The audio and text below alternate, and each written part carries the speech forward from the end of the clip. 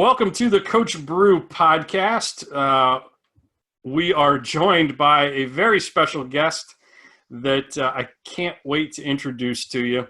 I think he is widely misunderstood and often misrepresented, and this is an opportunity for you to get to know the real JB. I'll put it to you that way. I've got with me today Coach Jason Brown. If that name is familiar to you, it is for a couple of different reasons. Reason number one, you probably saw him on Netflix, season 3 of Last Chance U, which is the Netflix series documenting life in the kind of back roads of junior college football. His name also might be familiar to you from this book, Hate Me Now, Love Me Later, which is a fantastic read that I sat down, I read it cover to cover in one evening. We'll dive into a little bit more about the book as we go here. JB, welcome to the show, my friend. Hey, I appreciate you having me, bro. Appreciate it. Hey, great connecting with you on here. Long overdue. I meant that, what I said. I think you're widely misunderstood. And I also think that you don't care.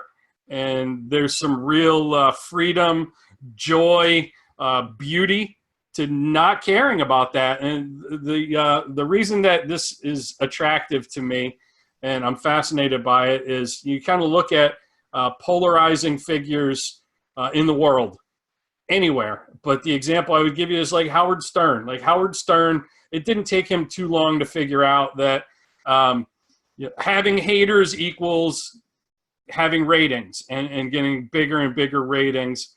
And that's something I figured out, too far into my career. Like don't be vanilla, be polarizing, have an opinion, don't shy away from it. Plant your flag in the ground, with what you believe. And it was interesting. That's when I watched, the popularity of my brand grow. It's something that I don't think you needed to learn. It's just who you are. You're like fearlessly authentic. And, you come from a place of caring about your players and student athletes.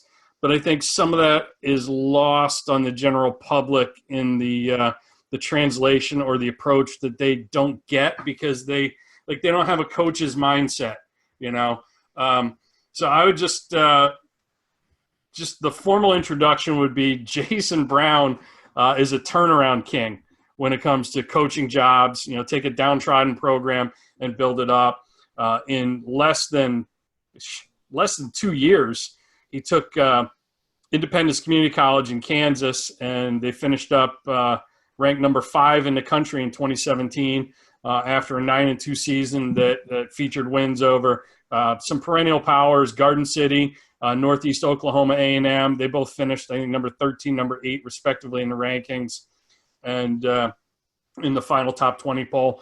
So, I don't want to discuss the 2018 season with you or with anyone listening because I don't want to give away anything that happened in season 4 of Last Chance U, which drops on Netflix this Friday night, July 19th. I want to talk about you. And I want to talk about, why you think you're kind of misunderstood and your experience at Independence, just your experience in your journey as a college football coach. And then also now your new journey and the new chapter, which is your book, Hate Me Now, Love Me Later. So, Jason, tell us a little bit about yourself. You have a really unique background. Yeah. It is, I think, comparable to many other people I know. I think it's a little unique. I'm a product of my environment. People don't realize what that means, I don't believe. I told people in the show, I'm a chameleon. I think I can walk with all walks of life. I think I can go anywhere, white, black, or green neighborhood, and fit in and not get looked at crazy. And so, when I was young, I was a knucklehead. I used to warrant being looked at crazy, and I used to egg it on. And now, I'm grown up now, but I think people still recognize. I think real recognizes real is kind of the term we use growing up. Yep. And I think that goes for, business moguls to football coaches. So I think it's sure. it's a shared, you know, it's all one, it's a one tongue language I use in my book, and I think everybody understands that. But you know, these people judge you, man, when you're so-called a public figure. I'm learning this public figure thing, man, and let me tell you, you guys can have the public figure thing. It's crazy. I have a renewed respect for actors and entertainers and comedians, these people that are in the limelight, because I see why they are who they are and act how they act. I used to hate them. I used to be like, oh, these guys are bougie and you know, a little reclusive. Yeah, reclusive, and they just, you know, they thought they were too good for the world. And that's just growing up in LA. You know, you would see these people just walking down the street in LA randomly, and you know, when you're young, you look up to some of these people, whether it's a football star, basketball actor. You try to say something, they look at you sideways. You know. Well, let's backtrack for a second. You didn't just grow up in LA. Yeah. You were the only white kid that grew up in Compton, right? Yeah. Tell us a little bit about what that's like. Yeah. Anyone can wrap their mind around that if they haven't been there, done that. Yeah. See, when I grew up there, it was all black, turning slightly Hispanic. When my dad grew up there, it was all white. And the demographic changed quite, you know, basically overnight. So it was a cow town, believe it or not. You know, carriage and buggy back in, you know, 40s, 50s, 30s, 40s, 50s. So it started to change probably right before the Watch riots, and then it changed right after that. And then it became what I grew up in the 80s as probably the most, you know, dangerous town in America. So probably for all my youth. But, you know, I was the only white guy, literally. My grandparents lived on a street called Palmer, which is in Looters Park in Compton, and it was an all-blood neighborhood. And, you know, you kind of stayed in those in that vicinity. You didn't cross over certain streets. It changed colors, and people from where I'm from know what I mean. And it's just it was. So what you mean is when you say change color, you don't mean skin tone. You mean like Bloods versus Crips. Exactly. Like blue versus red, right? Exactly. Yeah. So, we went from a red area to a blue area within a half a mile. So,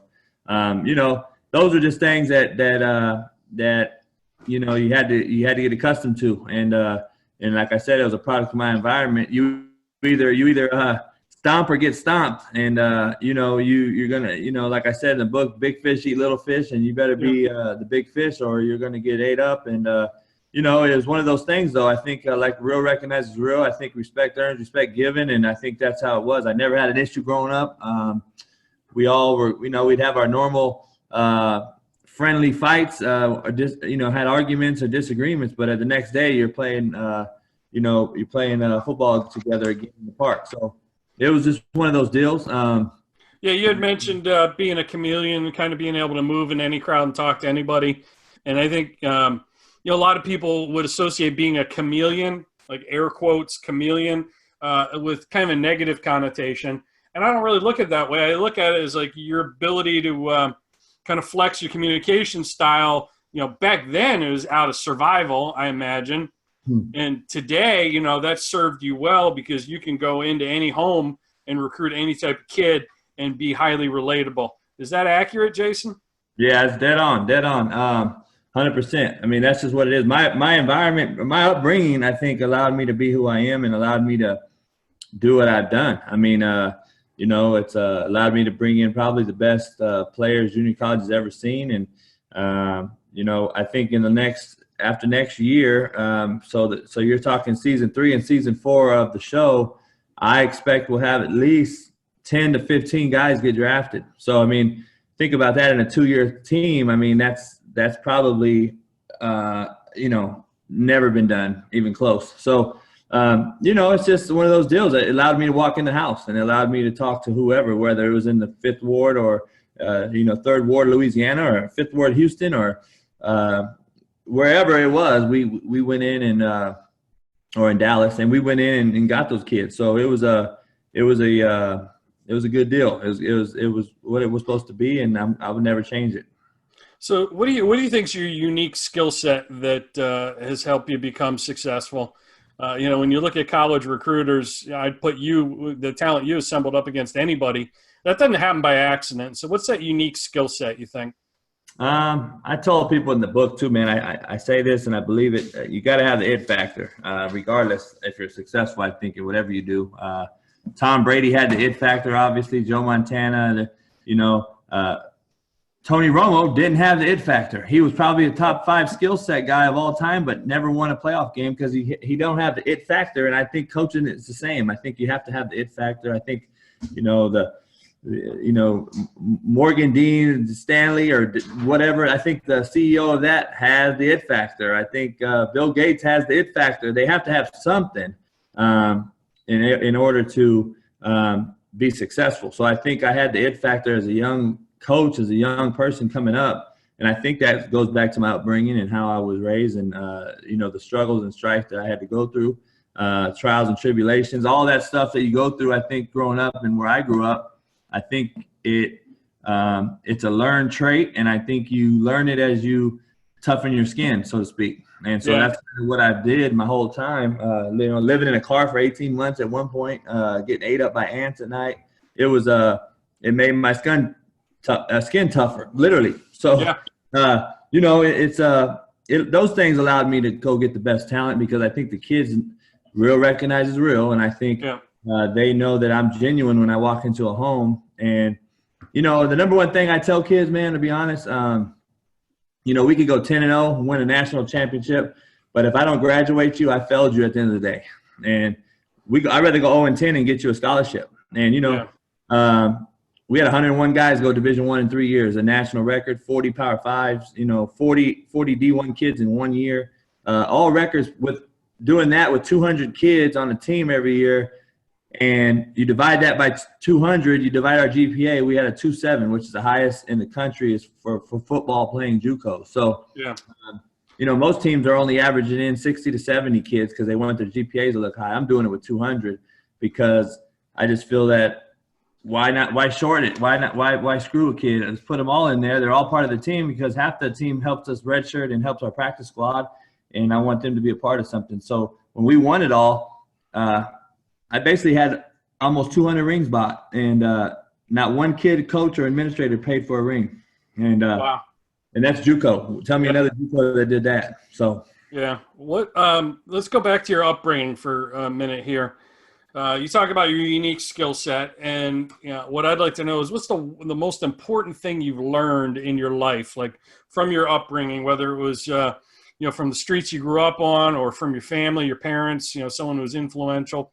What's that one most important thing that you think served you well? Be who you are, man. Be honest and be who you are. Because I think I learned from a long time ago, man. Growing up in Compton, I learned it at a wrecking place, man. As about 11-year-old, I learned that once you lie one time, you know what you have to do to cover up for that lie. You have to lie again. And that lie becomes another lie, and now you've lied, and then you can become a liar. And I learned that, and it stuck with me forever. So, once you lie one time, man, you're going to have to lie again to cover up for that lie. So you might as well not lie from the beginning. And I learned that as a youngster, man. Just be yourself, be true. And the truth does hurt, though. You kind of got to go through that because I don't think, especially today's players, in my profession anyway, I don't believe they can understand the truth. I think they reject it. The ones that accepted it, the 101 kids that did accept it in the 3 years, they're all playing, and a lot of them will get drafted. A lot of them will get their college degrees and be better community members for that reason. But they accepted it and took it on running, head on. And I tell them all the time, man, the real world's going to hit you guys in the mouth in about 18 months. And you better learn how to be on time, sit in the front, be attentive.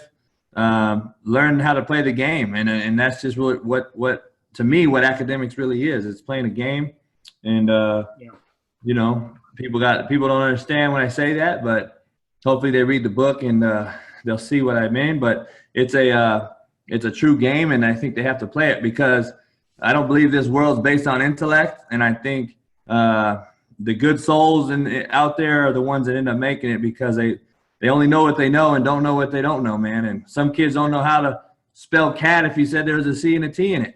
And And unfortunate, you know, my job is to get them graduated and get them to sign an NFL contract, and then let them buy their mom a house and do some things that they never would have think. And those guys have third, fourth grade reading level, but people don't realize that. But then you got these guys out there on YouTube and Flimlo Raps and all these guys bashing me. They don't even know the story, and they want to go out there and do that, but they have no idea what we do on a daily basis. So they're bottom feeders, and there's a bunch of those bottom feeders out there that won't tell you anything in your face, but they'll do it on behind a keyboard. You know what I mean? Yeah, and that's one of those things. One of the things I want to talk to you about today is what you do or what you did on a day-to-day basis there. And let's start from the beginning. Tell us what'd you see when you first arrived at Independence, Kansas, at Independence Community College. Like what you inherited, or should I say how little you inherited? The cupboard was bare, to say the least. We didn't have a weight room. You want to let me in? Maybe it might be hot. We didn't have a weight room. We didn't have a meeting room, a locker room, lockers, uniforms, a field that didn't have potholes in it. Those things. It was probably the least attractive junior college in America. We're the only school in our league that did not have a turf practice field or a turf playing field. There was only two. It was only we're the only place that didn't have our own field. Like we had to share it at a municipal stadium. We had those are the things that kind of make me tick, man, and make me take those jobs. And the beauty of it is doing something people say you couldn't do. Those are the things that make me go after it even harder. And and I told him my boss, God bless her soul, Tammy, she'd say Rome wasn't built in a day, and I told her this is junior college. Rome is built in a day, because junior college, you're as good as who you recruit. Yeah. And it's not about facilities and X's and O's. It's about the Jimmys and Joes, and will they believe in you, and will they run through a wall for you? If you told them that wall is made of titanium, but you can run through it, and will they do it? And those are the kids we recruited, and they bought in, and we built that place. Literally the first day I got there, we were tearing down bricks and creating a coach's office. They never had coaches' offices. So I wanted a staff continuity that they didn't have, and I wanted everybody together. And we ended up having the largest staff in America. We ended up getting, near 17 guys all the years I was there, support staff. So, it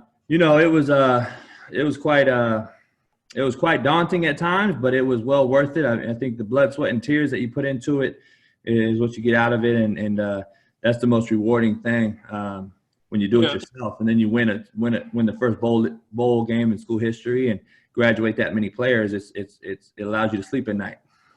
Yeah, I thought it was really interesting watching season 3 was, I thought the institution did a fantastic job marketing the opportunity to be on Netflix, more so than, other organizations or institutions featured on documentaries or TV series.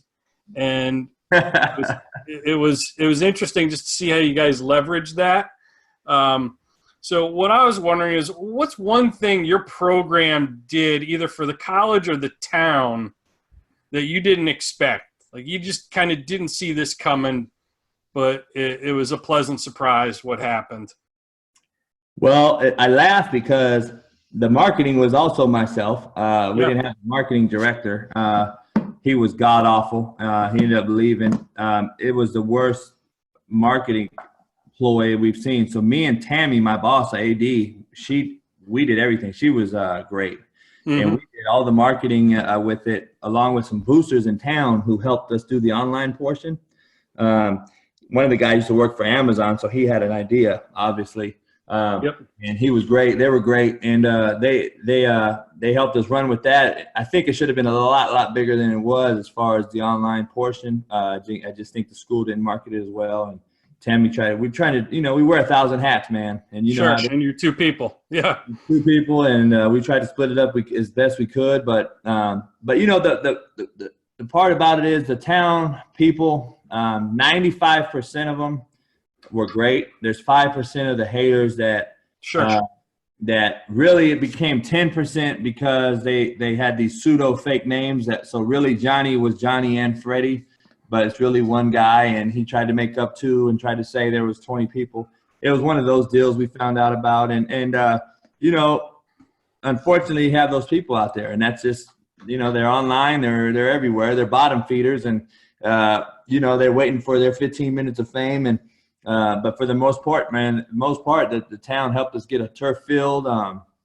Like I was saying, you started a whole crowdfunding campaign yourself, right, for that field? Yeah. So what happened was we inherited a job that was probably the worst junior college in America, facility-wise, infrastructure, financially, resourced fullness, all that. When I left there was over 200 applicants the day I resigned, and everyone knew I was leaving.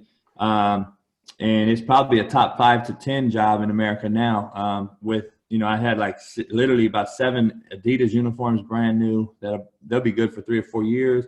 You got you made that a good job for the next guy. Yeah. So, and then I got my buddy the job, so it's good. That's good. What so your time at Indy ended prematurely, and probably not the way you exactly wanted it to, but tell me about a moment that made the whole experience worth it for you. Like, if you could look back on this one moment and say it was all worth it for that. You know, man, to be honest, the funnest time I had there was year one. And year one was that there was an out-of-state limit on kids. We can only have 20 out-of-state kids. So we had to have 63 made up our roster. We had to have 43 Kansas kids.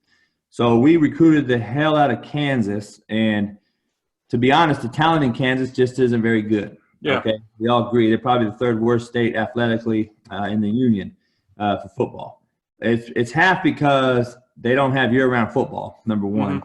Mm-hmm. They don't have the whatever, you know, Oklahoma does year-round, and they're right on the border, and you know, have these. So they're facing that because there is some talent, decent talent in Kansas. They don't have the year-round support. So, you know, you go right into wrestling, basketball, or what have you, track, whatever. So you kind of lose out there. And then the other part is when they changed the rule to unlimited out-of-state, optimistically speaking, I was thinking that the legislation, high school in Kansas would change, and they would maybe implement some type of year-round football that would make the state better.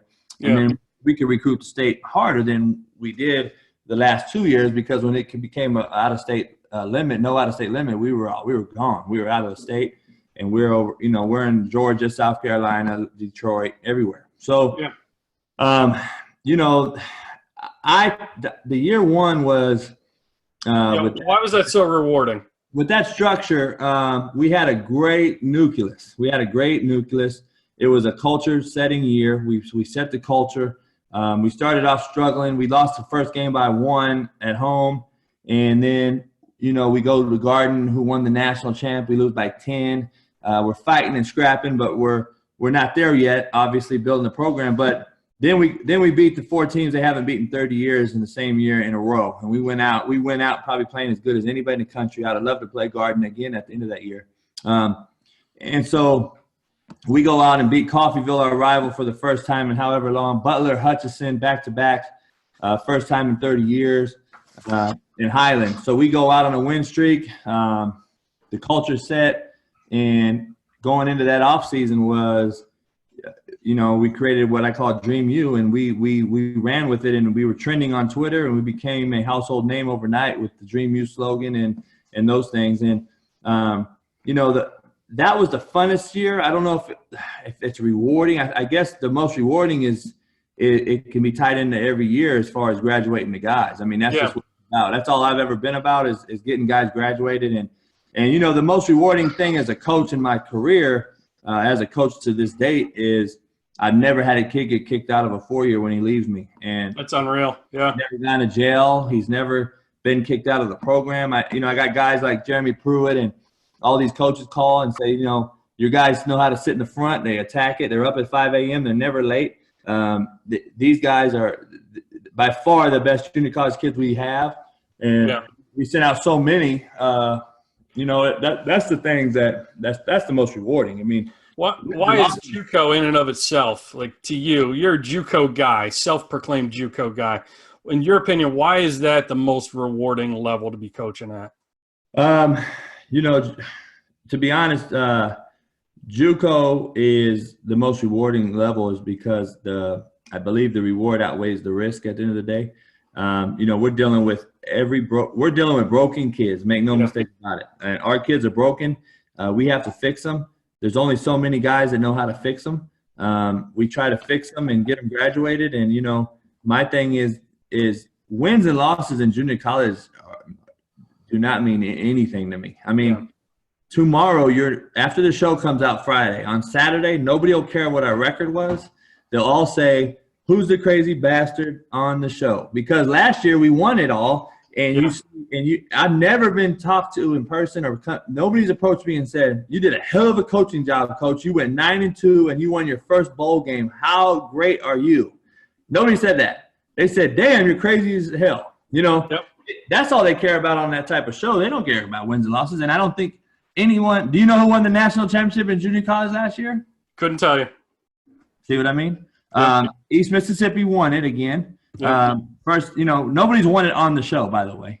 But they won it last year, and they beat Garden City. And no kid even knows. No kid cares. They care about who wins the Alabama-Clemson game. That's what'll be remembered, not the junior college game. So my job is to get the kid, turn him into from a boy to a man, and teach him how to, you know, hopefully get a degree and not go work at McDonald's. And no offense to McDonald's, but, you know, our kids, we strive for greatness. So we want to make sure that they go get a degree nowadays, and that's important, and see what they can do in the real world. You had mentioned people reaching out to you on social media after watching the show, and you're kind of a lightning rod. We both know it. You know, you got people who love you on this side, and then you got people who hate you on the other side, and there's very few in the middle. You know, and I've said since day one, since we connected and started emailing and talking, like, I just think people, you're misunderstood. You know, it's tough love. At the end of the day, you're coming at it from, you know, the right place for the right reasons. What's something people seem to misunderstand about you, your haters? This is the way I define it. And I think people, if they see this, they need to understand. Go on my social media, or any of my kids that played for me in 25 years playing and coaching. Find me a player that bashed me on social media, or even their parent. Find one that bashed me. Now, I'm talking about find me a kid who made it, did what we asked them to do, graduated. Not the kid that I cut for smoking weed and stealing at Walmart. The kids that actually made it and are in the NFL, the 22 that I have in the NFL and the 220 in the Division I, why aren't they talking about me in a bad way? You know what I mean? It's funny how these haters that have no clue, they sell donuts at Dunkin' Donuts and they help nobody in life. They're the ones that are talking about, oh, he's crazy and he's so bad. And well, let me film you for 8 hours a day, and then let me find out what you do, and then come find out what I do every day that's not on the show. Let me find out what's not on the show. And, you know, the barbecues that we throw for our kids and the team bonding things we do, and the staff barbecues I have for my staff every dang week, and just those things, you know, breakfast every morning for the staff.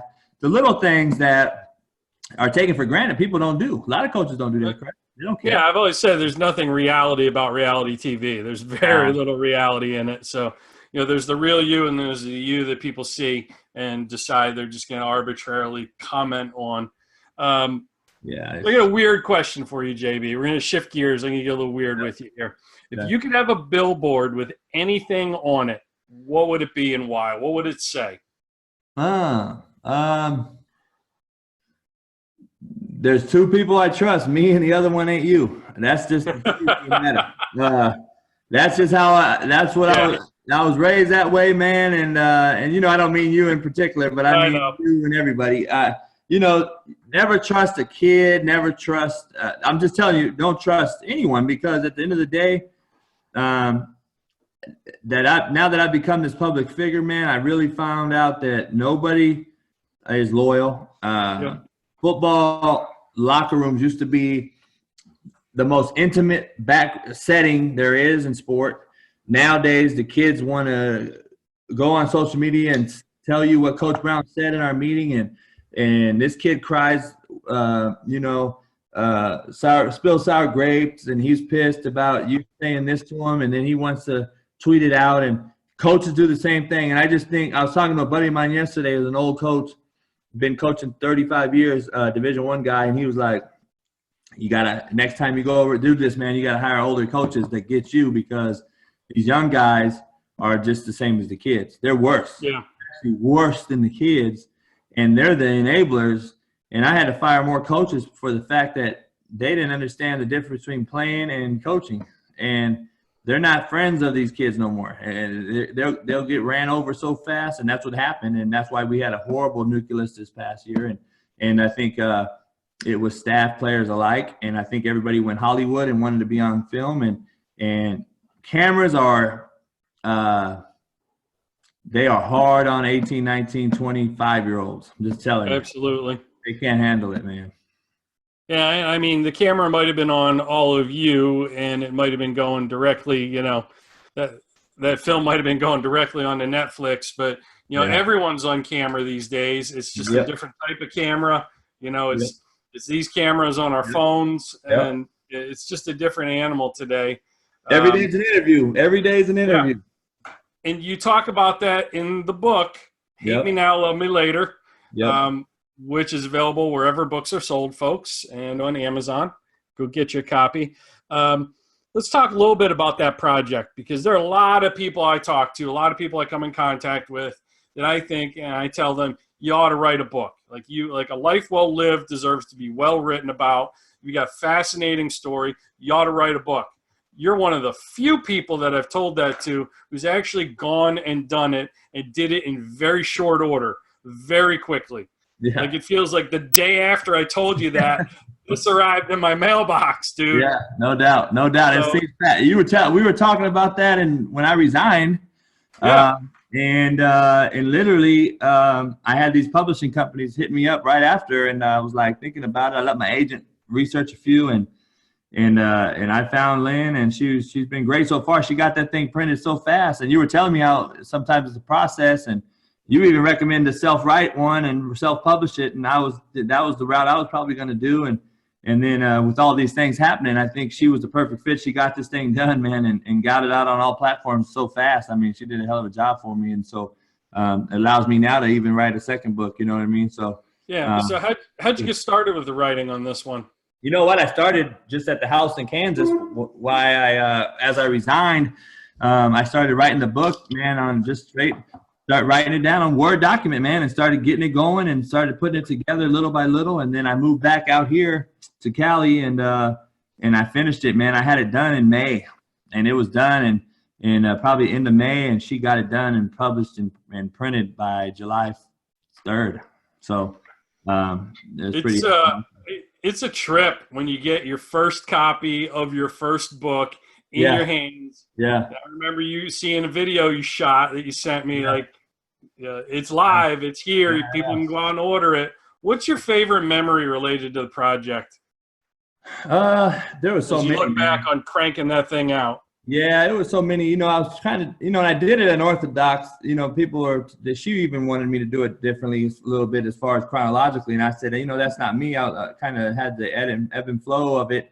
It was a little bit up and down, and you got to really read it. And I didn't want it too long either. Obviously, you can read it in a day, and I thought it would. My fan base would probably hold their attention a little better as far as being a quicker read, right to the point. And so, writing the Indy's Last Chance and trying to put those chapter names together, just kind of things that I used and that my fans knew what I used word-wise. I think I tried to name chapters, those kind of use chapter names relative. Yep.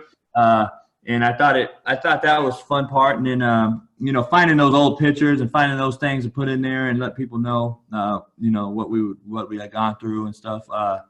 But it was fun, man, trying to get it, proofread 5 times by all these people. And they sent me the copies of it. And, they were good, man. They didn't want to change too much because, like you said in the beginning, the first thing you told me was, you want it in your voice. And so, I think it comes out in my voice. I think, and I think people have said that. So, It's very conversational. It's a lot like what you're listening to right now as you listen to this. Yeah.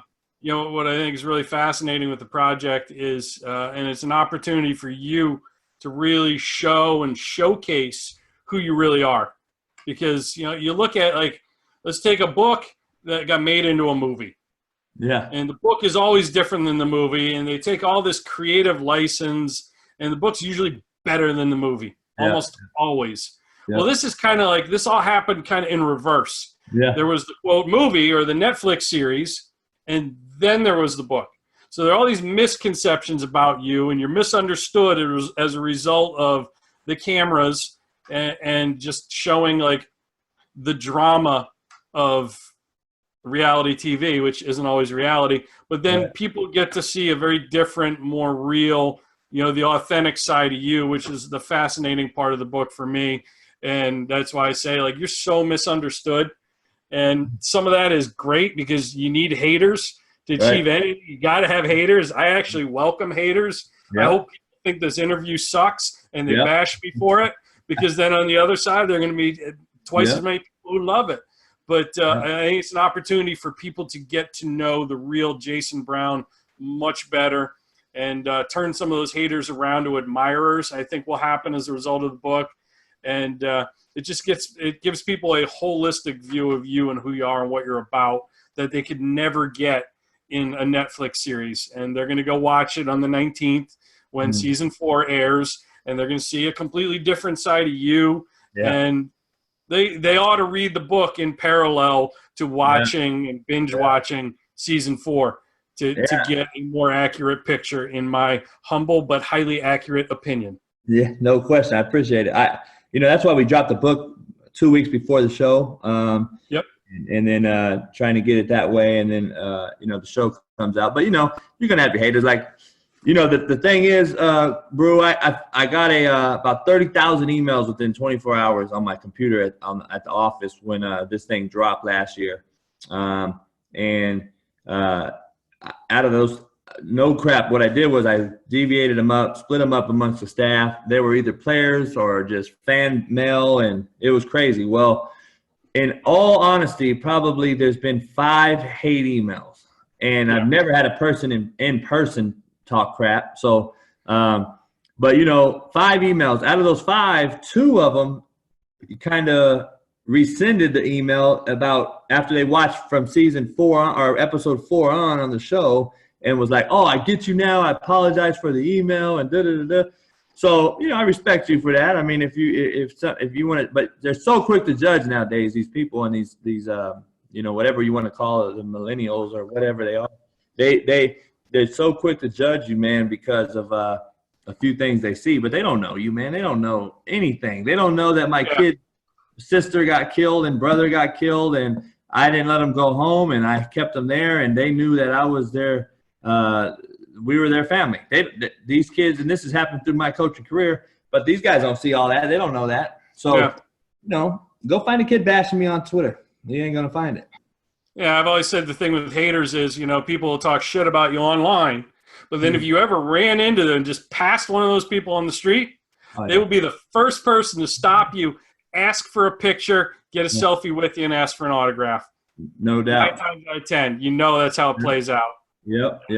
Gladiators have, false courage. But what's the best way that people can connect with you now? I got a website. Follow you or reach out to you. Yeah, Twitter. The Real Coach JB is at my Twitter, but I'm on Instagram and all that stuff too, man. But I got a website too. I'm setting up speaking engagements, and I'm going to go on tour to high schools and different things. But the website's www.therealcoachjb.com, and that's a good website. It's got a lot of good information on it. Plus, the book's on Amazon, Barnes and Noble. It's on Kindle now. Awesome. So for the ebook readers, but it's so you can reach me there, and then my email's on the website, and people can email me and all those things. So I'm not hiding, I'm not running, I'm right here, and people see me and see me, and that's the beauty. I think I always told people when I was growing up, man, I said, if I ever made it, man, I'm never going to hide and run from my fans. You know what I mean? And I think that's the lost art in this thing. I think people get there, and I've even coached some of them, man. In the NFL, I got guys that used to live on my couch, and now you can't talk to them for nothing. You know what I mean? And Yeah. don't ever lose where you came from or who you are. You know. What's next for you? You know what? I don't know, man. I don't know if I want to. You want to coach again? I don't know. I'm not fiending for it right now. Yeah. I don't know if I'm what the kids need anymore. I don't know if that's what they don't want me, but they need me, but they don't know that. Yeah. But I don't know if that's what I'm here to do anymore, man. I think I can do some other things, maybe clinic, mentor, host camps, do different things like that. See what this book does. It's going a little tour of that, and teach people how to recruit. Yeah, I know. Yeah. I know. I can do all that type of stuff, man. But I just don't know if coaching's in the play. I don't know now. I don't know if that's for me anymore. We'll see how it goes. I might get the fever again, but never know. So here's my last question for you, JB. Is there anything I should have asked you that I didn't? Nah, I think you did all right, man. I sold a house in Kansas. Obviously, I just bought a brand new house from scratch here back in California. Now it's time to figure out the next move. But I mean, it's been a good ride, and I got the show. They sent me the show early. I didn't watch last year's, and I haven't watched this one all the way, but I had some people watch it. Yeah. And so there's going to be that comparison, obviously. Sure. And, it's going to be I'm sure it'll still be one of the most watched shows on Netflix, I'm sure.